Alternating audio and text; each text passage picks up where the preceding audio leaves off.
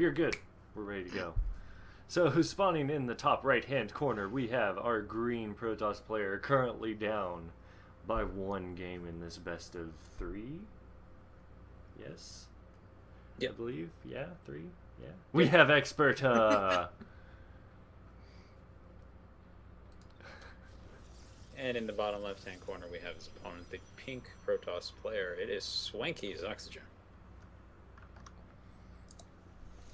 I like how A special shout out to everybody hanging out with us in the chat right now, including Extreme Benny, Case, who's technically watching in-game as well, Manbon, Trumpet, and ZeroQ.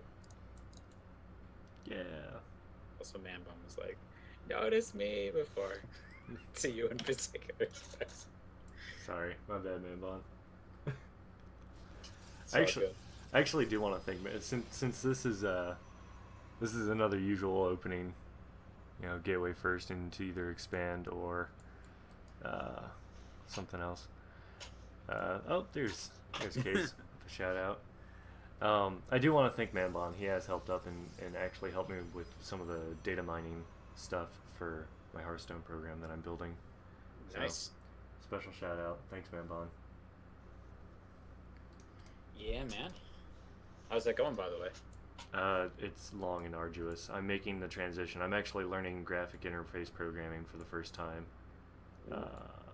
And it's long and arduous, but I'm sorting it out. So actually going for something a little bit interesting looking here. Yeah, it's the two guys in each gas geyser approach. You don't see this build, I think, below plat very much. So it's a little bit difficult to execute because you need to know exactly when to put 2 more probes in the gases. And it's really easy to just forget about it entirely and accidentally not mine enough gas for the entire game. Yeah. What's kind of the clue in on that? Like when would you as an observer think that they would need to put those extra 2 guys in gas for this build?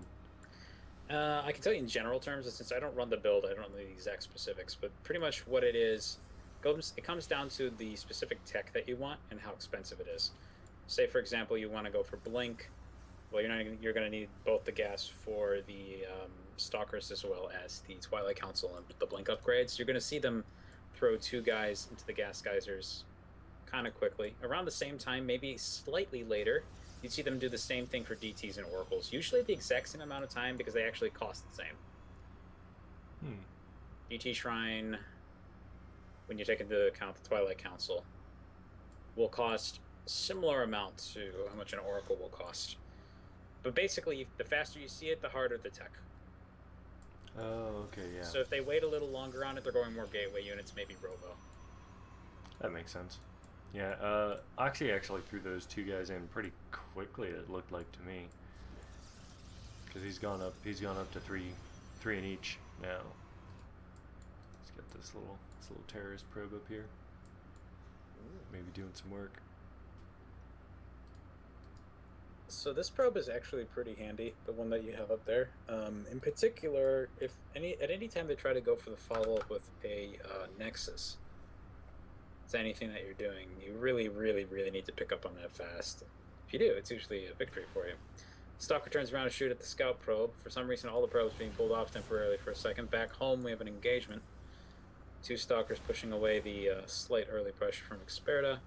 Question is, how much did Oxy actually see just now?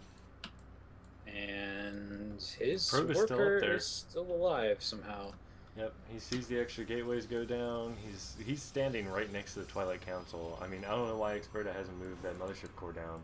There it is. Oh, and he picks up on all 4 gateways, so he knows exactly what's coming. And he's seen the Twilight Council as well. It's 4 gate Blink versus Robo. So we have Immortals on the way. It's pretty much just going to come down to how much time Oxy can buy for himself.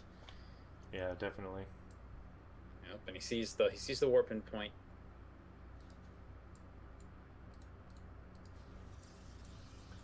Now my question is, could Experta or could Oxy actually push out at this point and try and shut down at least one of the pylons? Let's see. He could. It's a little bit risky though. Like if he doesn't know the exact position of all the army, he's seen all 4 of those gateways appear. There can be more gateway units, and he can get sandwiched. So, better to fight where your defensive position is strongest, behind the Potent Overcharge. Nice move back on the Immortal. As long as he keeps that alive, he comes out on top in that engagement. So it goes down Good first. God. Immortals And just he's- do disgusting amounts of damage. I keep forgetting how much damage they actually Yes. do. The Immortal straight does 20 35. damage, and Oh, it does 20. an additional 30 against armored. Oh, So no, buildings that was and the Immortal. buildings and stalkers die real fast. Gets the first pylon, pushed him back, and now that the second Immortal is there, he should be pretty safe. Yep, he's just got to be really careful not to lose it. And Experta is definitely wanting to come in and Bam. get it. Oh, and there's the shutdown, man. Well, okay, That that's was it. pretty good. Wow. That was quick. That was very, very speedy game. That was really fast.